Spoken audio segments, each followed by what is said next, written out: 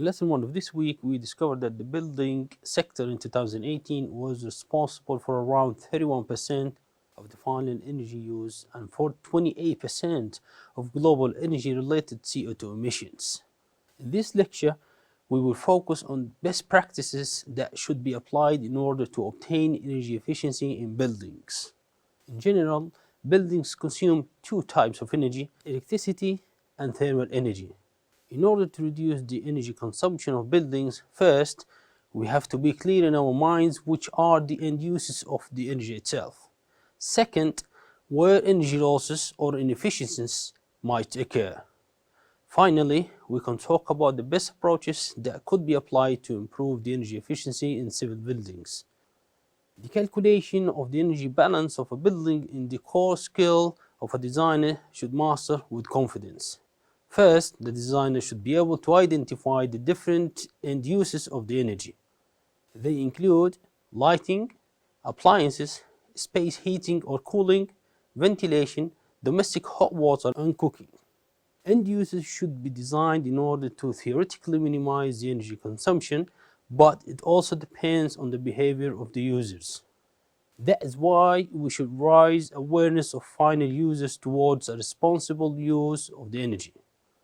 The largest opportunity of energy saving in buildings is connected to the heating and cooling demand. Achieving savings is possible by acting on both the envelope and the system. The assessment of the energy balance through the envelope is the starting point of the energy saving assessment. In buildings, the thermal flows are triggered by the difference of temperature between the indoor environment and the outdoor surroundings, and they are due to conduction, convection, and irradiation.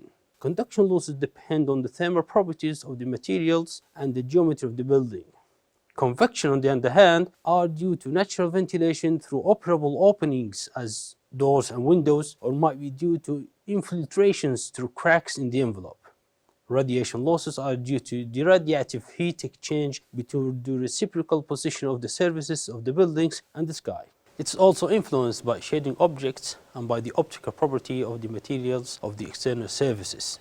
Heating gains might occur because of internal occupancy, electrical appliances and devices, and solar radiation. The energy balance between thermal losses and gains determine the thermal energy that the systems will have to supply in terms of heating and cooling. Then, in order to select the appropriate heating, cooling, and ventilation systems, it's important to be able to carry out an energy balance of the building envelope both in terms of load and in terms of energy. The envelope of a building may be opaque or transparent.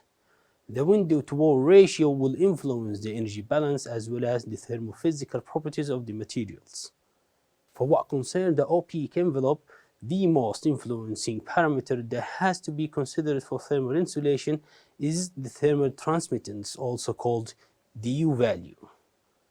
The thermal performance of the envelope depends on thermal properties of the material characterized by thermal conductivity. Typically, materials are considered insulating materials when they have a thermal conductivity factor lower than 0.06 watts per meter per Kelvin. The insulating effect is due to the presence of air in the material mass. The lower the thermal conductivity is, the higher the insulation is. The U value for windows is calculated weighting the U value of the glass, the U value of the frame, and the perimetrical thermal bridge between the glass and the frame. The density of the materials play an important role in the heat wave delay. In particular, the density of the material is the parameter responsible of this effect. For what concerns the transparent envelope, the total solar energy transmission has always to be considered in the assessment of the building energy balance. Depending on the chemical treatments that can be done over the glass, different results may be obtained in terms of solar radiation transmission, solar radiation reflection, and solar radiation absorption. Glass producers used to give the TSET value in their technical datasheets, and designers should select the appropriate glass depending on the desired results. When selecting the glasses, the designer should also consider that the natural light would be affected and the load for lighting has to be assessed in parallel with the calculation of the heating and cooling loads. Several solutions for retrofitting the envelope of existing buildings are available. The simple one consists in adding insulating layers to walls, roofs, or slabs. Lowering the U value of the OP components reduce the heat losses.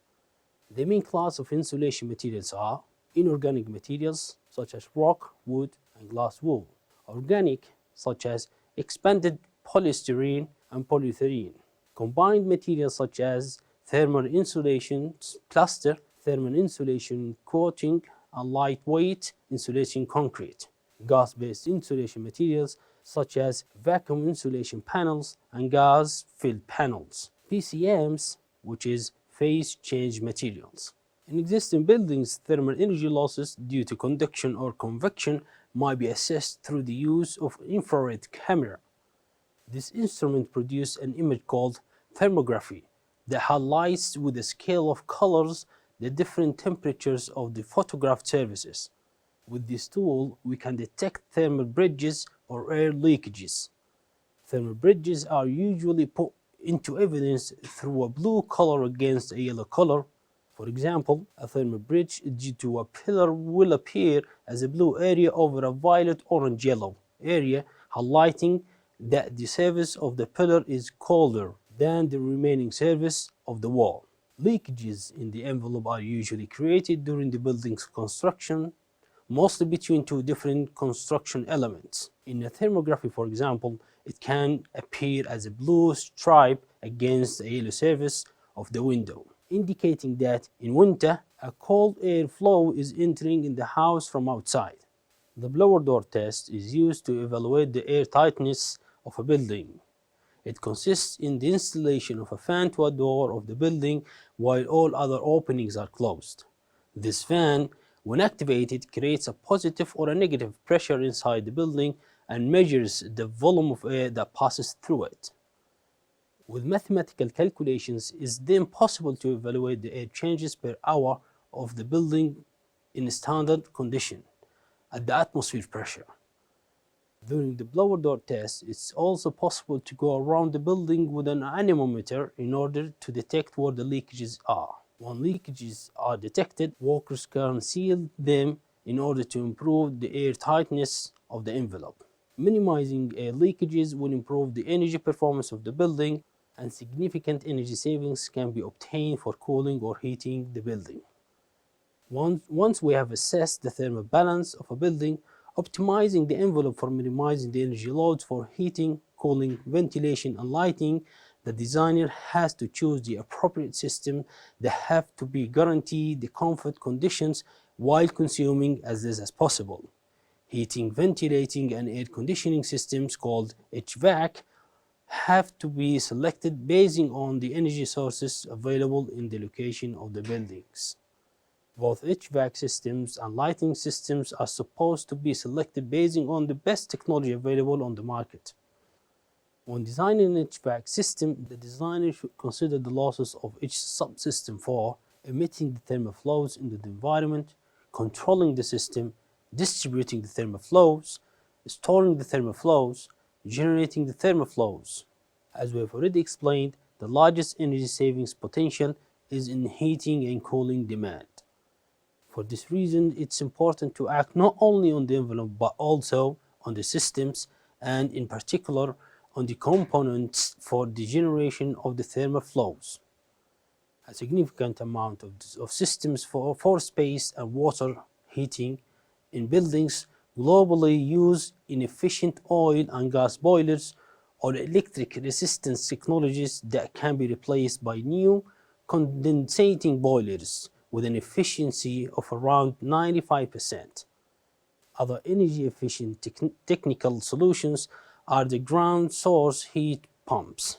They consist of pumps and compressor moving a refrigerant fluid around a thermodynamic cycle and transferring heat into the building from the large thermal reservoir contained within ground. Heat pumps use around 4 times less electrical energy than a direct electrical heater does. Another advantage is that they can be reversed in summertime to cool the air by transferring heat from the building to the ground. The disadvantage of ground source heat pumps is their high initial capital cost, but as a result of lower energy use, their payback time is 5 to 10 years. Solar thermal systems and solar cooling systems are other examples of efficient systems that could also reduce the environmental impact of the building. In general, energy efficiency of buildings can be achieved through improved design and construction techniques that reduce heating, cooling, ventilating, and lighting loads, through building upgrades and the replacement of energy-using equipment, by actively managing energy use, which help in the reduction of energy consumption. Bioclimatic design is the most effective design approach to minimize the energy need of the envelope.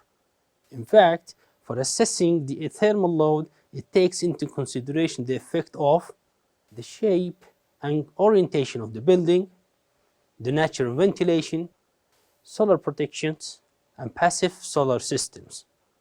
The design of high-performing building envelopes allows to reduce the losses and the unwanted gains thereof.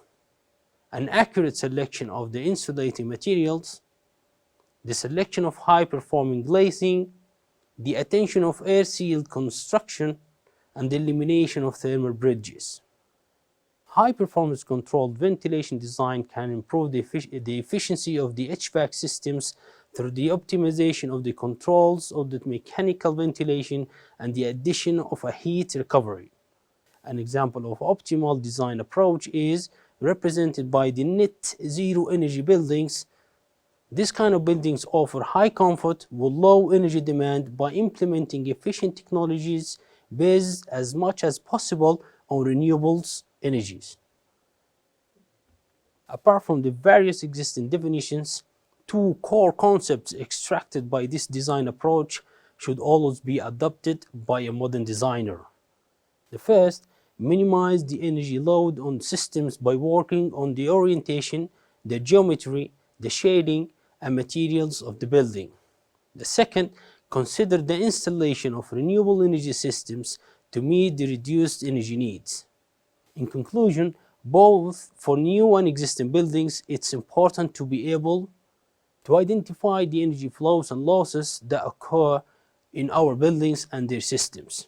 Also, to assess the energy balance and to improve the energy efficiency of the envelope and the systems. Finally, to integrate the energy sources with renewable ones. Net zero energy buildings should always be the goal of the designer. In the next lesson, we will analyze and discuss more in detail the opportunities of improving energy efficiency in the industrial sector.